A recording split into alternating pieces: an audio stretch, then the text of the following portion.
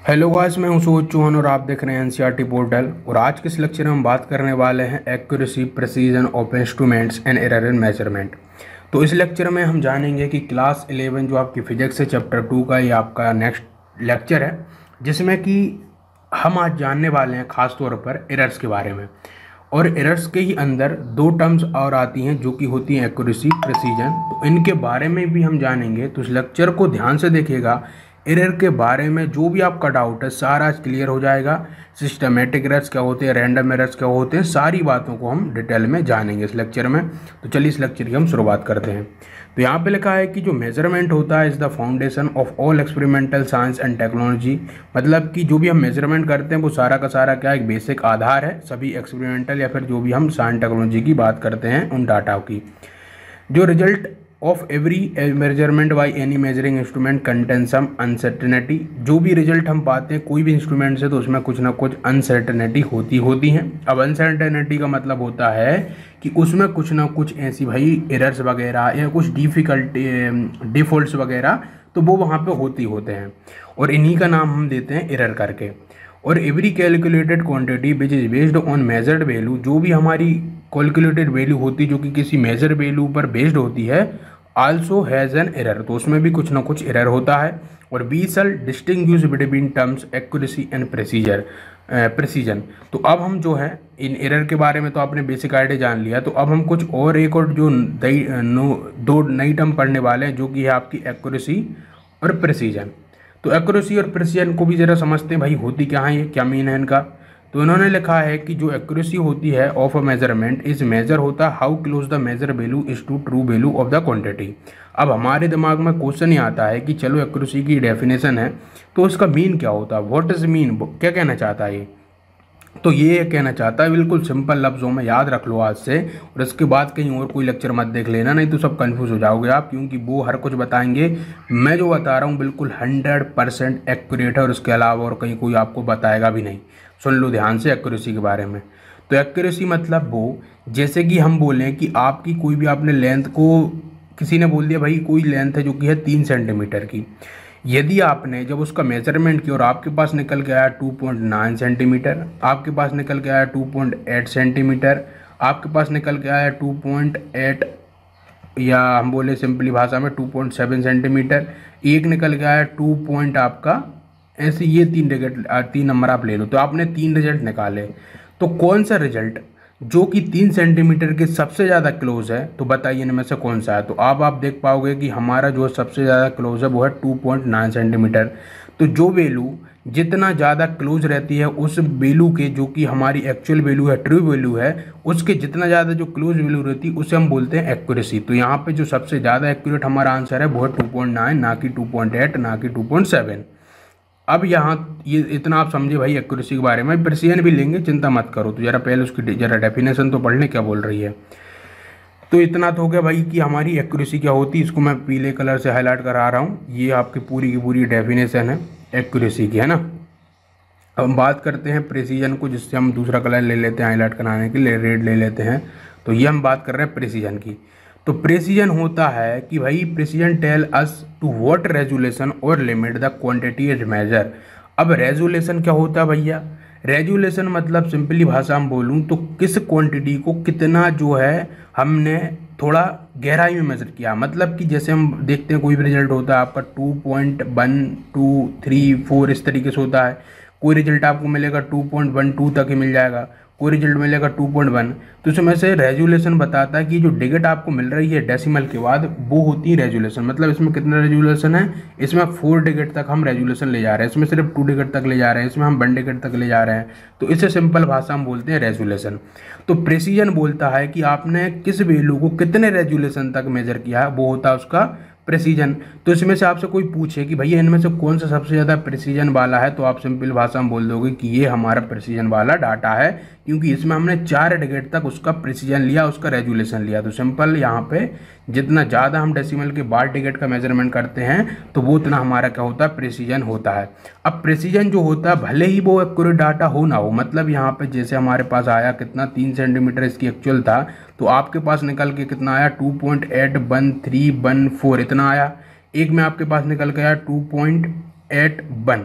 अब यहाँ पे ये दोनों ही डाटा हमारे ट्रू नहीं है, ना कि ये क्लोज है ना ही ट्रू है, लेकिन फिर भी इनमें से हम दोनों में से बात करेंगे तो प्रिसीजन किसका अच्छा है, तो प्रिसीजन भैया इसका अच्छा है, क्योंकि ये हमको क्या दे रहा है, ज़्यादा लम्बा या ज़्यादा रेजुलेशन वाला हमें डिजिट दे रहा है, तो इसलिए हम इसको ज़्यादा प्रिसीजन मानेंगे। तो सिंपल भाषा में प्रिसीजन क्या होना चाहिए, तो प्रिसीजन आपका होगा कि जिसका जितना ज़्यादा रेजुलेशन होगा या उसका जो है क्या होगी, लिमिट द क्वांटिटी जो कि मेजर हो रही है। तो सिंपल बिल्कुल है, इसका ये डेफिनेशन याद रखिएगा। आगे इन्होंने लिखा है कि जो एक्यूरेसी इन मेजरमेंट में भी डिपेंड कर सकती है किस पे, सेवरल फैक्टर पे। कैसे कैसे, शायद वो जो है आपका किस पे हो सकता है कि भाई जो आपने इंक्लूड द लिमिट ऑफ और the resolution of measuring instrument, मतलब कि जो भी आप मेजरिंग इंस्ट्रूमेंट ले रहे हो उसकी क्या रेजुलेशन है, क्या लिमिट है। मतलब कैसे कि हो सकता है कि आप जो ले रहे हो, आप बर्नियर कैलिपर ले रहे हो, आप स्पेरोमीटर ले रहे हो, तो आप देखते हो कि बर्नियर कैलिपर का अलग जो है रेजुलेशन होता है, स्पेरोमीटर का अलग होता है, तो दोनों के रेजुलेशन के हिसाब के कारण हमारा क्या आ सकता है, वहाँ पे जो एक्यूरेसी आ सकती है या जो प्रिसीजन आ सकता है वो डिफरेंट आ सकता है। तो यहाँ पे एग्जांपल के लिए सपोज करो कि बोल रहे हैं जो ट्रू वैल्यू है किसी भी एक सर्टेन लेंथ की, वो है कितनी, 3 पॉइंट आपकी 3 पॉइंट। इसको आप दूसरे कलर से ले लेते हैं इनको, क्योंकि आप सोचोगे ये प्रिसीजन की मैं डेफिनेशन करा रहा हूँ। तो यहाँ पे ये जो चीज़ें मैंने लिखी थी तो ये अलग है ना, तो ये जो है अलग अलग चीज़ों पे डिपेंड करती है। अब यहाँ से हमसे बोल रहे हैं, सपोज करिए कि कोई हमने वैल्यू निकाली है या वैल्यू हमें गिवन है जो कि है 3.678, जो कि ट्रू वैल्यू है किसी भी लेंथ की। अब आपने कोई एक्सपेरिमेंट किया और आपने यूज़ किया कि मेजरिंग इंस्ट्रूमेंट को जिसका रेजुलेशन है वो 0.1 सेंटीमीटर है। अब 0.1 सेंटीमीटर का मतलब है कि ये आपको 1 डिजिट तक आंसर देगा, और आपने जब उसका मेजरमेंट किया तो आपके पास जो मेजर्ड वैल्यू निकल के आई वो आई कितनी, 3.5 सेंटीमीटर, है ना। किससे निकल के आई है, उस इंस्ट्रूमेंट से जिसका की रेजुलेशन है 0.1 सेंटीमीटर। फिर आपने एक दूसरा एक्सपेरिमेंट किया और उसमें यूज़ किया कि मेजरिंग डिवाइस को जिसका ज़्यादा रेजुलेशन है, ग्रेटर रेजुलेशन है, जैसे कि लगभग है 0.01, मतलब कि 2 डेसिमल के बाद 2 डिजिट तक का ज़्यादा हमें रेजुलेशन दे रहा है। तो यहाँ पे जो हमें डाटा मिलेगा या जो हमें वैल्यू मिलेगी वो 2 डिजिट तक लंबी मिलेगी, जैसे हमें मिल रहा है 3.38। लेकिन अब आप कंपेयर करो, यहीं पे आपको जो है 3.678 में ज़्यादा जो है एक्यूरेट कौन सा आंसर लग रहा है। देखो अब जरा मिला के, तो आपको जो है 6 और 5 में थोड़ा सिमिलरिटी लग रहा है, यहाँ पे तो 3 ले लिया इसने, है ना। तो यहाँ से हमें ये जो डाटा मिल रहा है वो हमें गलत मिल रहा है, और ये जो डाटा मिल रहा है वो हमें सही मिल रहा है 3.5। तो लेकिन यहाँ पे बात क्या आ रही है, 2 चीज़ों की, कि यहाँ पे हमें जो डाटा मिला है ये वाला, इसमें हमें क्या मिल रहा है, प्रिसीजन ज़्यादा मिल रहा है, मतलब कि यहाँ पे जो हमें जो डिजिट्स हैं वो ज़्यादा रेजुलेशन की मिल रही हैं। लेकिन अब हमें क्या मिल रहा है, लेकिन एक्यूरेसी इस वाले में ज़्यादा मिल रही है। तो अब यहाँ से नीचे इन्होंने लिखा है कि जो फर्स्ट जो मेजरमेंट था उसके पास हमारी क्या थी, और दूसरा कलर लेते हैं, तो एक्यूरेसी ज़्यादा थी, है ना। जो फर्स्ट वाला था हमारे पास उसमें क्या थी, एक्यूरेसी ज़्यादा। देखो 3.5 लगभग किसके बराबर है, किसके ज़्यादा पास है, वो 3.678 के ज़्यादा पास है। लेकिन जो हमारा 3.38 है वो तो पास नहीं है। लेकिन अब बोल रहे हैं जो फर्स्ट डाटा के पास एक्यूरेसी ज़्यादा है, लेकिन बोल रहे हैं कि बिकॉज इट इज़ जो है कहाँ गया, इट इज़ जो है क्या है भाई आपका, और जो कि क्या है क्लोजर है उसकी जो ट्रू वैल्यू है उसके, इसलिए इसकी ज़्यादा हमको बोल रही है एक्यूरेसी। लेकिन ये लेस प्रिसीजन है क्योंकि इसका रेजुलेशन सिर्फ 0.1 ही है ना, सिर्फ 1 डिजिट, जो डेसिमल के बाद सिर्फ 1 डिजिट ही तक को हमको दे रहा है। लेकिन हम बात करते हैं वाइल द सेकंड जो मेजरमेंट इज लेस एक्यूरेट है, माना कि वो लेस एक्यूरेट है, लेकिन उसके पास मोर प्रिसाइजली है, क्योंकि उसका हर एक मेजरमेंट क्या हो रहा है, अप्रोक्सीमेट टू है ना। तो मतलब यहाँ तक ही था बस। तो इतना हमें क्या समझ आ रहा है कि कोई यदि इंस्ट्रूमेंट हमारा प्रिसाइज है तो ये जरूरी नहीं है कि वो हमें एक्यूरेट आंसर दे, और ये भी जरूरी नहीं है कि कोई एक्यूरेट आंसर है तो वो हमारा प्रिसाइज हो। तो ये हमारे लिए होती कंडीशन, ये बोल रहे हैं। अब आगे इन्होंने बोला है कि 10 every measurement is approximate due to the errors in measurement. तो हर एक जो मेजरमेंट हम लेते हैं वो पूरा पूरा सही नहीं होता है, उसको हम अप्रोक्सीमेट लेते हैं, मतलब कि उसमें कुछ ना कुछ एरर होता ही होता है उस मेजरमेंट में। और इन जनरल में सामान्यतः जो एरर्स होते हैं मेजरमेंट में वो कैन भी ब्रॉडली क्लासीफाइड हो सकते हैं आपके 2 तरीके से, पहला सिस्टमेटिक एरर्स और दूसरा है रैंडम एरर। अब ये दोनों ही क्या हैं, इनके बारे में जरा हम समझते हैं भैया कि रैंडम एरर क्या है, सिस्टमेटिक एरर्स क्या है। तो सबसे पहले हम जरा समझ रहे हैं सिस्टमेटिक एरर्स के बारे में। तो सिस्टमेटिक एरर्स आपके कौन से एरर्स होते हैं? तो systematic errors are those errors that tend to be in one direction either positive और नेगेटिव। तो ऐसे एरर जो कि सिर्फ एक डायरेक्शन में हो, चाहे तो वो पॉजिटिव हो या फिर नेगेटिव हो। और some of the source of systematic errors, ये हम बाद में देखेंगे। तो सिंपल डेफिनेशन क्या है सिस्टमेटिक एरर्स की? कि सिस्टमेटिक एरर्स वो एरर्स होते हैं जो कि आपके क्या होते हैं, किसी भी एक डायरेक्शन में होते हैं, या तो वो पॉजिटिव होंगे या वो नेगेटिव होंगे। अब पॉजिटिव नेगेटिव का मतलब ये होता है सिंपल भाषा में कि जैसे आपका रिजल्ट है कौन सा, 2.1 कोई भी आपको सेंटीमीटर की लेंथ है। अब जब आपको इसको मेज़र करोगे तो हो सकता है आप क्या करोगे, कर जाओ उसमें आप जो है 2.2 इसका रिजल्ट निकाल दो, या हो सकता है आप जो उसमें कितना निकाल दोगे, 2.0 रिजल्ट निकाल दोगे, इतना सेंटीमीटर निकाल दोगे। तो आपको जो मिलेगा कितना इसमें फेरबदल मिल रहा है, या तो आप 0.1 इसमें ज़्यादा निकाल रहे हो, है ना, प्लस में कर रहे हो, या माइनस का 0.1 निकाल रहे हो। तो ऐसे जो एरर होते हैं जो कि या तो पॉजिटिव या नेगेटिव होते हैं, उन्हें हम बोलते हैं क्या से सिस्टमेटिक एरर। अब आगे लिखा है इन्होंने कि जो सिस्टमेटिक एरर्स होते हैं वो किन किन कारणों से होते हैं। वो होते हैं आपका सबसे पहला तो है भैया इंस्ट्रूमेंटल एरर। मतलब कि कोई जब आपने इंस्ट्रूमेंट लिया है उस एरर को मेजरमेंट करने के लिए, हो सकता है उसमें कोई एरर हो या हो सकता है उसमें कोई खराबी हो, तो उसकी वजह से जो एरर आएगा वो होता है इंस्ट्रूमेंटल एरर। कैसे? इन्होंने लिखा है कि that arise from the error due to imperfect design और a calibration of the measuring instrument. Simple से भाषा में लिखा है इन्होंने कि जो इंस्ट्रूमेंटल एरर्स रहेगा वो कब अराइज होगा, जब आप जो भी इंस्ट्रूमेंट करोगे वो शायद हो सकता है वो इनपरफेक्ट उसकी डिज़ाइन हो, है ना, हो सकता है क्या हो, इनपरफेक्ट डिज़ाइन हो, या जो उसका कैलिब्रेशन है वो जो भी है उसका गलत हो, है ना। तो ऐसा जो होगा वो हमें क्या दे देगा, इंस्ट्रूमेंटल एरर दे देगा। अब आगे लिखा है उन्होंने कि zero error in the instrument. अब जीरो एरर ये भी एक एरर होता है। जीरो एरर का मतलब सिंपल भाषा में हम बताएं तो आपको ये है कि जैसे कोई भी हमारा क्या रहता है, स्केल रहता है आपका। अब स्केल का क्या रहता है, यहाँ से 0 से वो स्टार्ट होकर और आपको ऐसे करके देता है 1 2 3 4, इस तरीके से वहाँ पे ये काउंटिंग लिखी रहती है ना। ये मैंने 5 लिख दिया, ये 4 होगा, तो इस तरीके से वहाँ पे काउंटिंग लिखी रहती है। अब मान के चलिए आप कोई लेंथ को मेज़र कर रहे हो और आपने क्या किया कि 0 से न लेके आपने कहाँ से मेज़र करने लगे, आप 1 से करने लगे। मतलब कि लेंथ का आपने क्या करा, ये जो पॉइंट था वो लास्ट वाला उसका आपने 1 से रख दिया और आपने इस तरह से काउंट करना चाहा कि भाई 1 से लेके इधर 4, आपने बोल दिया अरे ये तो हमारी जो है लंबी डिस्टेंस, वो इसकी मतलब कि जो लेंथ आ रही है वो कितनी आ गई, आप बोलोगे इसकी 4 सेंटीमीटर आ गई। लेकिन क्या है कि आपने उसको 0 से नहीं रखा, इसलिए जो आपका 1 सेंटीमीटर आपने ऑलरेडी ऐड कर लिया है, इसलिए जो भी आपको रिजल्ट मिलेगा वो 1 सेंटीमीटर ज़्यादा मिलेगा। तो ऐसे एरर जिसमें हम 0 पे काउंट ना करके थोड़ा आगे बढ़ा करते हैं उसे बोलते हैं जीरो एरर। तो अब ये जीरो एरर हो सकता है वहाँ पे इंस्ट्रूमेंट में, है ना, या कोई इंस्ट्रूमेंट में जो न्यूमेरिकल वैल्यू लिखी है वो ही गलत लिखी हो।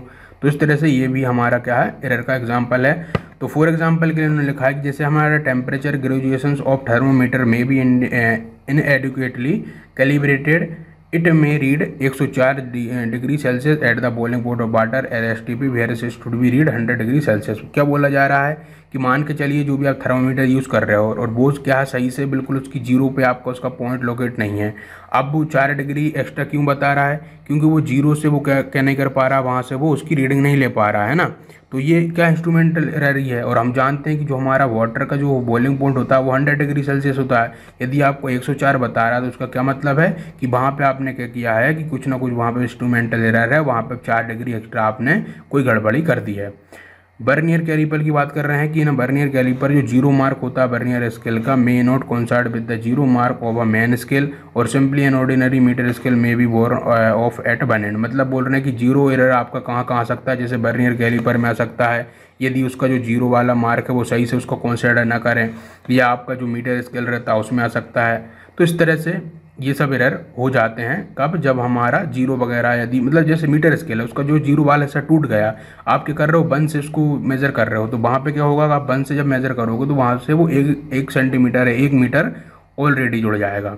तो ये होता है आपका कौन सा जीरो एरर और आपका ये सिस्टमेटिक एरर का इंस्ट्रूमेंटल का एग्जाम्पल। अगला जो टाइप का एरर है वो है आपका कौन सा, जो कि है बी, वो है इनपरफेक्शन इन एक्सपेरिमेंटल टेक्निक और प्रोसीजर। अब ये जो एरर होता है वो कब आता है और क्यों आता है वो जरा सुनो। तो ये जो एरर आता है वो इनपरफेक्शन, मतलब कि हम किसी भी मतलब काम कर रहे हैं और उसमें हम परफेक्ट नहीं है, या हमारी जो टेक्निक है जो प्रोसीजर है वो हमारा क्या है सही नहीं है, तो उसमें जो एरर आएगा वो होता है हमारा क्या, इनपरफेक्शन वाला एरर, जिसमें हमारी जो टेक्निक वगैरह जो प्रोसीजर है वो गलत रहेगा। तो आगे लिखा है इन्होंने टू डिटरमाइन द टेम्परेचर, उन्होंने बोला है टू डिटरमाइन क्या, टेम्परेचर किसी ह्यूमन बॉडी का। तो जो थर्मोमीटर रहता है वो प्लेस होता है under the armpit will always give a temperature lower than the actual जो है वैल्यू ऑफ बॉडी टेम्परेचर। तो बोल रहे हैं यदि क्या बोल रहे हैं कि जो हमारा ह्यूमन बॉडी का हमें टेम्परेचर लेना हो तो जो थर्मोमीटर हमारा प्लेस होता है वो कहाँ होता है बताइए, हमारा आर्म पिट पर होता है। तो हमारा जो भी टेम्परेचर वहाँ मिलेगा वो लोअर मिलेगा, किससे, हमारी एक्चुअल जो बॉडी का टेम्परेचर है उससे।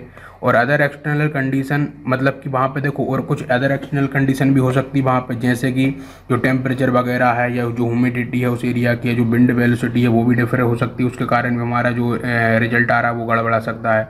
तो डूरिंग एक्सपेरिमेंट में सिस्टमेटिकली अफेक्ट द मेजरमेंट, और इस तरह से वो हमारा जो भी रिजल्ट है वो गलत हो सकता है ना। इस लाइन में बस इतना ही बोला गया आपसे। अब अगला एरर जो कि सिस्टमेटिक का एग्जांपल है वो है पर्सनल एरर। पर्सनल एरर एक तरह का आपका ये प्रोसीजर वगैरह ऐसी गलत है, मतलब उसी की वजह से इसमें जो भी हमारी क्या आती है गलतियाँ आती, जैसे कि बोल रहा personal errors that's arise due to an individual bias, मतलब कि कोई भी एक इंसान की गलती वगैरह से आता है ये, जैसे कि लेक ऑफ वो जो है प्रॉपर सेटिंग वगैरह, वो जो भी वो क्या कर रहा होगा, एक किसी भी चीज़ को ऑब्जर्व कर रहा होगा तो वो सही से उसको ना ऑब्जर्व कर रहा होगा, है ना। ऑफ एपरेटस वगैरह की उसने जो सेटिंग वगैरह की वो गलत की होगी। इंडिविजुअल जो केयरलेसनेस मतलब कि उसकी असावधानी के कारण भी एरर आ सकता है। In taking observation without observing proper precaution, मतलब जो आपको प्रिकॉशन दी गई थी भैया इतना इतना आपको लेना है तभी ये रिजल्ट आएगा, आपने वो ना लेके कुछ और ले लिया हो तो आपका गलत आ सकता है। आगे इन्होंने बोला कि आप एग्जाम्पल के तौर पर ले सकते हो कि यदि आप क्या कर रहे हो, आपकी हैबिट है कि आप क्या करते हो, अपने जो हेड होता है उसको थोड़ा सा क्या रखते हो, दूर रखते हो जो है क्या, to the right while reading, जब पोजीशन देखते हो उस नीडल वगैरह की जो आप पैरेलल मेथड में करते हो। तो आपके जब हैबिट की वजह से क्या होगा कि जब आप पैरेलल मेथड लगा के जब आप क्या करोगे उसमें जो एंगल वगैरह का मेजरमेंट करोगे तो आपकी हैबिट के अनुसार क्या हो जाएगा कि आपका हेड जो है उसका सही से मेजरमेंट ना ले पाएगा। इस तरह से वो क्या होगा कि आपको एरर गलत दे सकता है।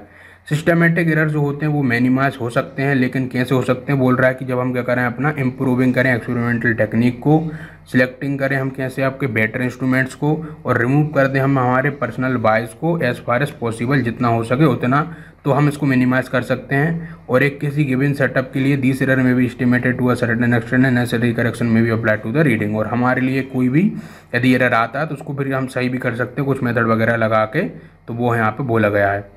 अब हम बात करते हैं भैया रैंडम एरर की। ये जो है थोड़ा सा आप सभी को कन्फ्यूजन कर सकता है, क्योंकि क्या है रैंडम एरर एक ऐसा एरर होता है जिसमें कि क्या है हमारी गलतियां नहीं होती इसमें, है ना।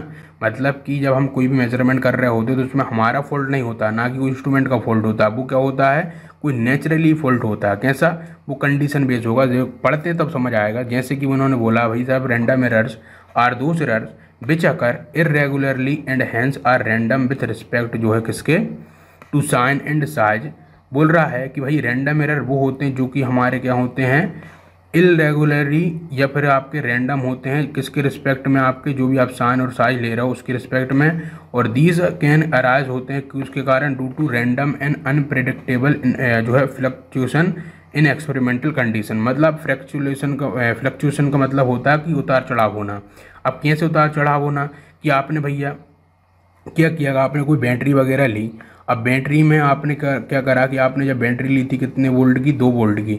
आपने जब पूरा सेटअप तैयार करा 2 वोल्ट की बैटरी के संग, और आपने क्या करा पूरा सब लगा के जब मेजरमेंट वगैरह किया किसी भी चीज़ का, तो आपका जो मेजरमेंट आया, आपने मान के चलिए 2 वोल्ट की बैटरी लगा किसी का आप रेजिस्टेंस नाप रहे हो, और आपके पास जो रेजिस्टेंस निकल के आया वो कितना निकल के आया, 2 ओम करके आया। लेकिन जब ही आपने क्या करा फिर उसके बाद दूसरी जब उसमें रीडिंग लेनी चाहिए आपने, तो क्या हुआ कि इस वक्त बैटरी का जो थोड़ा सा वोल्टेज वगैरह कम ज़्यादा हो गया, कुछ हो गया, तो उसकी वजह से क्या होगा कि जो आपका जो रेजिस्टेंस की वैल्यू है वो थोड़ी सी गलत मिल सकती है, अलग मिल सकती है। तो इस तरीके से ये हमारी गलती ना होकर वो जो कंडीशन है उस पर डिपेंड हो रही है, या बोल सकते हैं कि हमारा अनप्रेडिक्टेबल उसमें उतार चढ़ाव आ रहा है, तो उस कारण से भी हमारा क्या हो रहा है वहाँ पे एरर आ रहा है। तो ऐसे एरर को बोलते हैं रैंडम एरर, जो कि हमारे कंट्रोल में ना होकर एकदम उसके कंट्रोल में। एक और एग्जांपल लेते हैं इसका हम, जैसे कि आपका ब्लड प्रेशर रहता है। अब किसी ह्यूमन बॉडी का आपने ब्लड प्रेशर मेजर किया, और ब्लड प्रेशर जब आप मेजर करते हो तो मान के चलिए आपने एक कंडीशन पे ब्लड प्रेशर किया तो कुछ और वैल्यू आ गई आपकी, लेकिन दूसरी कंडीशन में आपने किया तो कुछ और आ गई। क्यों, क्योंकि वहाँ पे ब्लड प्रेशर क्या है, उतार चढ़ाव होता रहता है, उसमें कोई एक स्थिर चीज़ नहीं है वो, है ना। इसलिए वहाँ पर क्या है आपका एरर आना स्वाभाविक चीज़ है। आगे लिखा है इन्होंने कि अनप्रेडिक्टेबल फ्लक्चुएशंस इन जो है टेम्परेचर वगैरह में हो सकती है, आपकी वोल्टेज सप्लाई जो दे रहे हो उसमें हो सकता है, mechanical vibration of experimental setup वगैरह, इन सभी से ही आपका एरर आता है। तो आगे लिखा इन्होंने personal unbiased error by the observer taking जो है रीडिंग। फॉर एग्जाम्पल के लिए when some person repeat the same observation it is very likely that may get a different reading every time. और इसमें क्या होता है आमतौर पर कि जब भी हम रीडिंग वगैरह लेते हैं तो हमारी हर बार हर एक रीडिंग जो आएगी वो थोड़ी सी डिफर आ जाती है। क्यों? क्योंकि वहाँ पर जो कंडीशन है वो चेंज होती रहती है। तो सिंपल सी चीज़ होती है रैंडम एरर, और इतना कोई ज़्यादा आपके लिए कठिन नहीं होता है। यदि आपको मैं इसकी डेफिनेशन बताऊँ तो आप यहाँ से लिख सकते हो, है ना। आपसे पूछे भाई what is a random error, तो आप इतना यहाँ पे लिखाओगे तो भी आपको full out of full marks मिल जाएंगे। अगले लेक्चर से हम शुरुआत करेंगे आपका जो है लीस्ट काउंट एरर के बारे में। लीस्ट काउंट क्या होता है, लीस्ट काउंट किस तरह से मेजरमेंट होता है, क्या होता है, ये सारी बातें हम अगले लेक्चर में देखेंगे। उसके अलावा जो हम देखने वाले हैं इसमें आपका कि जो एरर वगैरह होते हैं उनके टाइप क्या क्या होते हैं। तो इस लेक्चर में इतना ही रखते हैं। यदि आपने पूरा देखा है, लास्ट तक देखा, तो प्लीज़ लाइक और शेयर करके जरूर जाइएगा वीडियो को। और इस लेक्चर का हमें रिस्पॉन्स आप कमेंट बॉक्स में दीजिए कि आपको कौन सी जो चीज़ों को अच्छे से आपको समझ आ गई हैं। तो फिर मिलते हैं अगले लेक्चर में। Thank you very much.